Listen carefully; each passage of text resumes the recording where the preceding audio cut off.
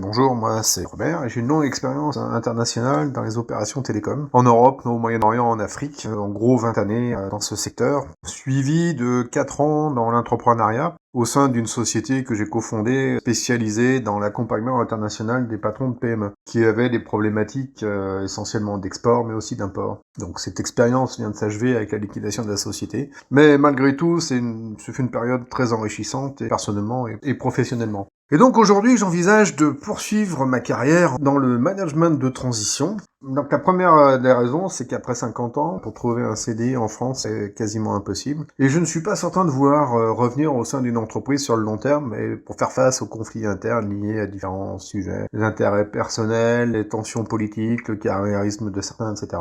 Ensuite, je pense avoir un savoir-faire assez universel, qui peut facilement se transposer dans différents types d'environnements professionnels, ou types d'industrie.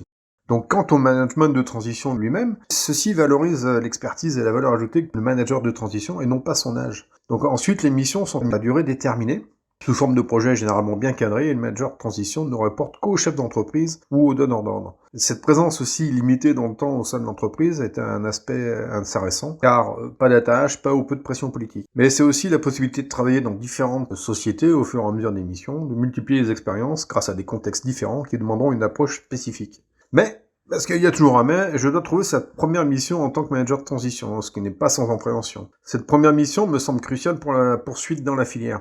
Tout d'abord, pour trouver cette première mission, il faut correspondre au profil demandé par les sociétés qui semblent souvent chercher des moutons à 5 pattes. Ensuite, il me semble qu'il faut un talent d'adaptation pour être efficace rapidement et prendre en main la mission. Donc il faut s'adapter rapidement, avoir une grande capacité de synthèse face à la situation spécifique qui réclame son intervention. Donc, que ce soit un retournement, un remplacement ou autre. Donc, sans oublier une résistance à la pression. Celle-ci doit être grande car les enjeux sont importants et les premiers résultats doivent être aussi rapides. Voilà, merci.